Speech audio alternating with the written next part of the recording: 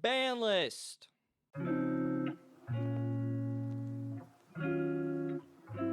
What's up, guys? My teambeige here, and today we're back with another video. I know, it has been forever since we've done a video, but we are back. YCS Houston has concluded, and we gotta talk about it because there is a ban list. And I have opinions that are maybe incorrect and a little biased. However, we're gonna get through this. So yeah, YCS Houston happened today. Congratulations to the duelist who won, which was Memento. Pretty interesting. At least it's kind of wild that Memento got a YCS win for Malice. That's like the joke I think that I personally am running around with right now. Memento and Mermail. We're gonna do a breakdown of the event in another video. But I just want to go over the ban list. The ban list did drop at the event. Shout outs to Konami for doing the little skit that went along with it. I really like it, and personally, I like the trend of them dropping ban lists at YCSs. I just think that maybe they should tell us that they're intending on dropping one at a date rather than them telling us like the weekend of. The thing is, this makes sense. So like the timing of this was kind of speculated. It was either YCS Vegas or it was going to be Houston, because it didn't happen at Vegas. It only made sense that it was going to happen at Houston.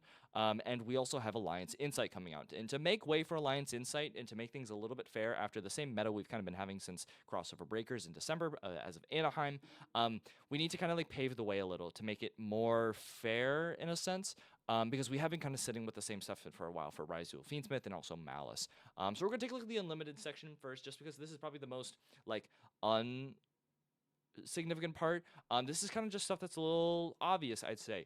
So Cyberjar is back at 3, Danger, Jackalope, and Tsuchinoko. This is kind of expected. These were like at the semi-limited list just recently, in December. So it's like kind of not a surprise that they're back. As well as Eva and Monkey Board. This isn't really doing any. These cards aren't doing anything, and so it only makes sense that they're back. Like, I'm not even going to talk about it a lot. Now, this is where it's going to get interesting. Holy crap. The joke in the community is that the semi-limited list is the smallest list ever, because it's had like Malicious, it's had like some of the stuff that you just saw, but it's like the semi-limited list is just for Destiny Hero Malicious, but it now has more cards on it. And I think this is a very odd approach. We're going to go through the list, and I'm going to share you guys my thoughts. So to start things off, we have Black Dragon Collapse Serpent. This is a card that I think is maybe back in Master Duel in a capacity that's not limited. It's not necessarily doing anything much there. I mean, it's kind of cool that Chaos Dragons have something, I guess. This was banned, or at least limited during Block BA back in, I think, 2018. Wasn't really doing much then, and I don't think it's going to be doing much now. Now for the big hits, I'm going to kind of like categorize these a little bit, because it's like they have it in alphabetical order, but we're just going to talk about them in archetypal order. So X Ryzul, Ice Ryzul, and Sword Ryzul are now semi-limited. This is like a little interesting, a little bizarre. So what the OCG has done is that they limited some of the Ryzul names. I think they limited X, and then they limited Sword in the recent one. They may have not hit Sword at all, actually. But X Ryzul was definitely limited, which we can kind of anticipated was going to happen in the TCG. And we were maybe assuming that they were going to hit Bonfire, a very powerful consistency spell for the Pyro monster that we've been seeing for ever now with Snake Eyes and everything. They were going to hit that to 1, which, well, spoilers, they did, to sell 7th Tachyon from Maze of the Master, which makes sense. Now, this is like a very light tap on the wrist for Ryzul, in my opinion. I think now the decks are a little bit more inconsistent. Ryzul's a little bit more inconsistent. It has less starters, I think, a bit. But it maybe makes the grind game a little bit more bearable. Maybe, I'm not sure, because like, I don't know, like it's so no 3 Ice Ryzul makes the Fiendsmith variant, I think, a little bit worse. Like, it definitely means that the Fiendsmith variant of Ryzul is now a 2-card combination, I think, for probably most of the time, because it will then be 2 Ice Ryzul, with the 1 Bonfire that we're about to see. And if there's hits to Engraver, I already know what the list is, but I'm just kind of talking through thought process is here. If you do have copies of Engraver, if it's legal and everything, you have to pair it with that. So that's kind of interesting.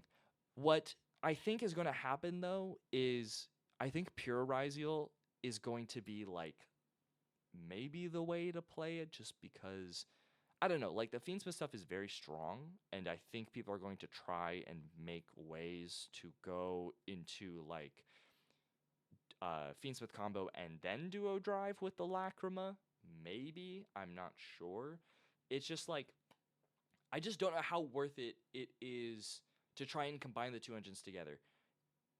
This is going to involve some testing, I think. So that's it for the Ryziel portion of the semi-limitedness. For the Malice portion, they have semi-limited Dormouse, White Rabbit, and Malice in Underground. That's kind of That's kind of a little interesting that they hit this. I think the OCG only limited Dormouse to 1, so they have White Rabbit at 3 and Underground at 3. But this is just a light consistency hit. I'm not a huge fan of this, in my opinion. I'm biased. I will admit I'm biased. I'm a fan of Malice. It is personally my favorite deck out of Crossover Breakers.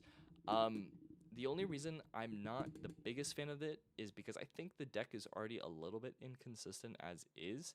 And I think you having like one less Dormouse, one less Rabbit, one less Underground, it might hurt a little bit until Alliance Insight for once we get the Adagnister support and March Hare. March Hare will be a great card that might, I think, push the ceiling of Malice a little bit more to maybe make it playable. But if I were you and you have a regional coming up before Alliance Insight, I unfortunately don't think Malice is maybe in its best position right now.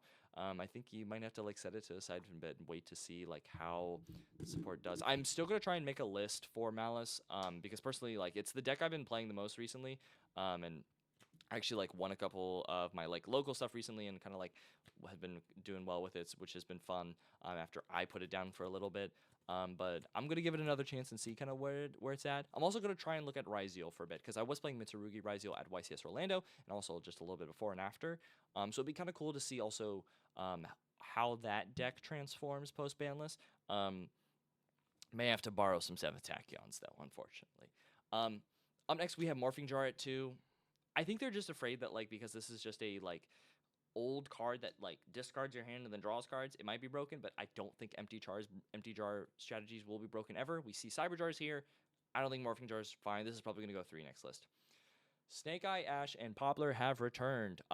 That's really weird. I think that they were limited literally almost a year ago at this point. Not even almost a year. It's been back in September. It's been I think 9 months at this point to where limited. They banned OSS in December, so maybe this is them being oh well, maybe we can try and make Snake Eye a little bit more playable.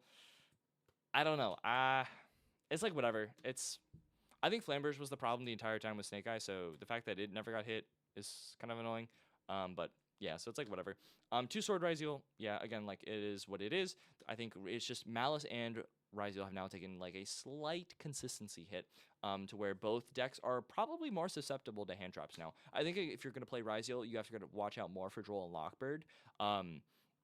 And Malice is just going to have to definitely need a supplementary engine. People were using the Fiendsmith Bestial version of it that kind of saw popularity after Vegas. Or also, I think it was El Salvador was maybe the first time it saw public popularity. I'm not a huge fan of the Fiendsmith version of this, but I think it might be the way to go for the time being. Shavara is back at 2. That's pretty cool. Yeah, shoutouts to Shavara. Oh man, love Unchained. That deck still suffers to Mulcharmies quite a lot. It just gets hurt by literally every single Mulcharmy, which is kind of broken. Yeah, Wyvern Buster. Makes sense for it to be Collapse Serpent. It's kind of cool that they're both at 2. It does something. And then, yeah, on Underground at 2 as well. I think you're definitely going to have to play Terraforming and Malice now. Some people were cutting it because also Droll and whatever, even though Droll doesn't really hurt that deck. But it's kind of needed now, I think. Limited list. Okay, so I think the limited section is good. I'm not happy about the semi-limited. I want to make that clear. But I think the limited section is good. Bestial Druid Worm, maybe actually not that one. I think that one is kind of going second is already very difficult in Yu-Gi-Oh! Right now, so I think having Druid Worm at not limited would have been pretty cool, but it's makes sense. I understand it. I don't completely agree with it. Shifter to 1. People are going to be so happy about this. People hate Dimensional Shifter. It should have been gone a long time ago. I've been playing the non-shifter and shifter version of Malice, and it's Shifter's won me games, but also Shifter without Shifter also has won me games. So it's just This card needed to go like long time ago, and I'm looking forward to see maybe Malice adapting to it not being its like main focus. I think they're still going to play the one of it. Masterpiece, the True Draco Slayer Slaying King. This card has been power corrupt to hell. I remember starting my first locals in 2017 playing against this card at full power, and the card was broken then. I don't think it's broken now. It's like fine.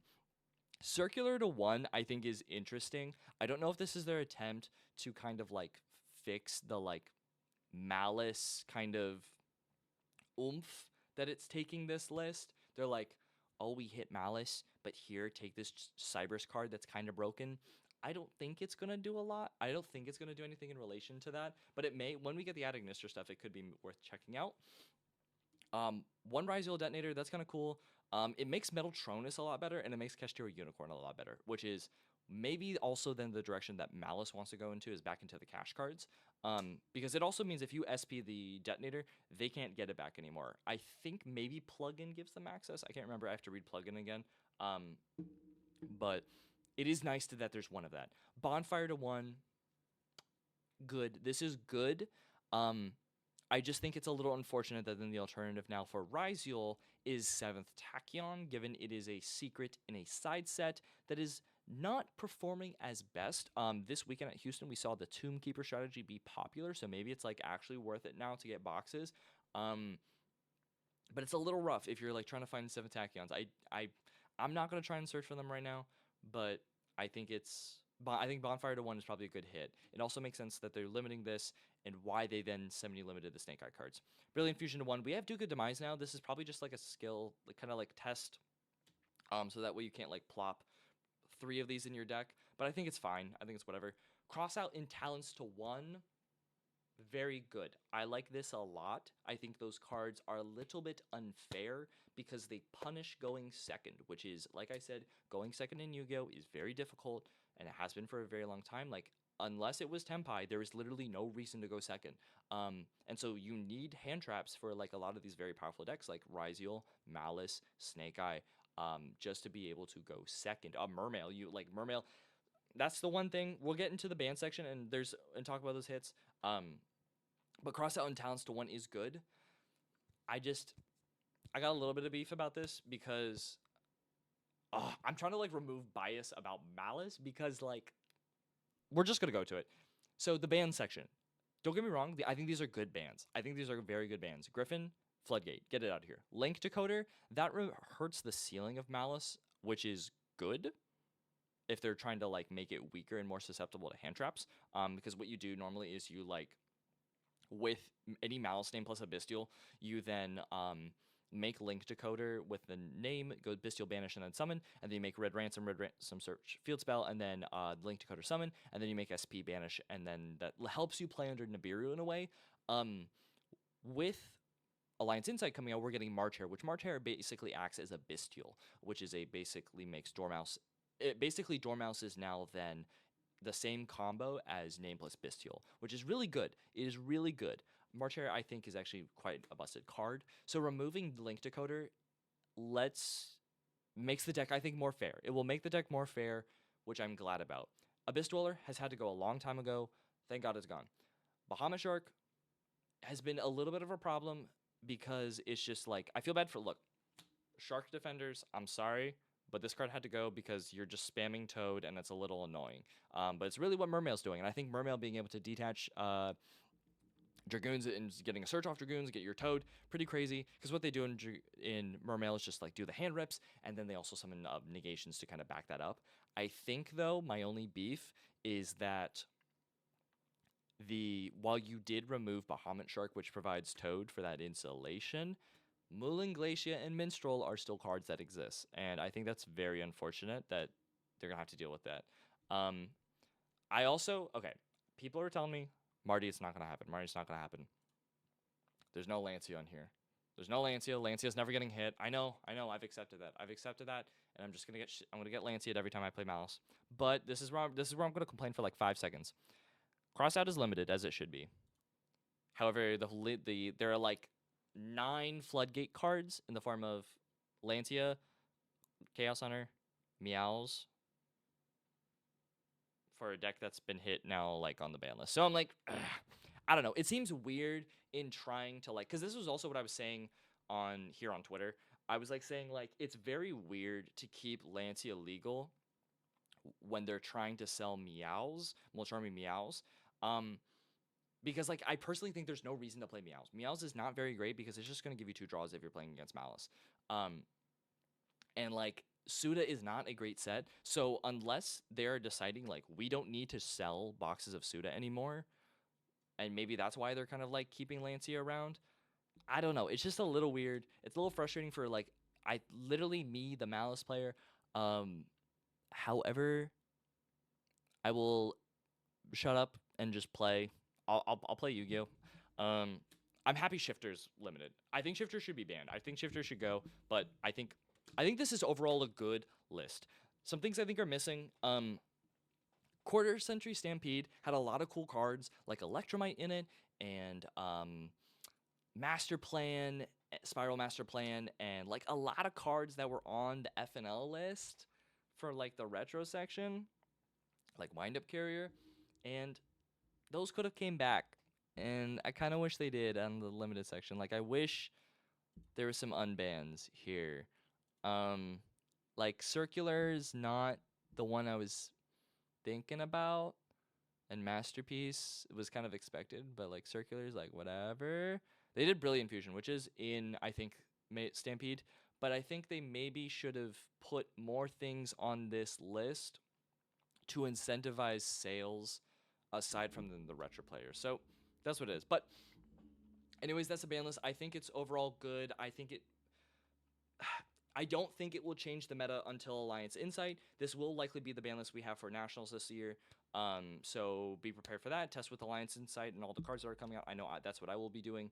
Since I won't be at YCS Providence, but I will be testing for Nats with probably everything that's still under. But yeah, major takeaway. We banned Floodgates. That's good. Fiends. Oh, another takeaway. There's no Fiendsmith cards on here. I'm actually disappointed that there isn't. I was really hoping that with the reprint of Engraver in Stampede, they'd maybe semi-limit him and then, like, I don't know, hit Moon or something. I'm happy Exiton's not banned because that was kind of my concern was if they get banned Exiton rather than, like, Requiem or something. Yeah, It's a good list. I'm just disappointed. It kind of sums up how I'm feeling. But anyways, hope you guys liked the video. Hit that like button down below. Subscribe to Team Beige. Let me know in the comment section down below what you all think about the ban list. My name is Marty, and I'll see y'all later. Peace.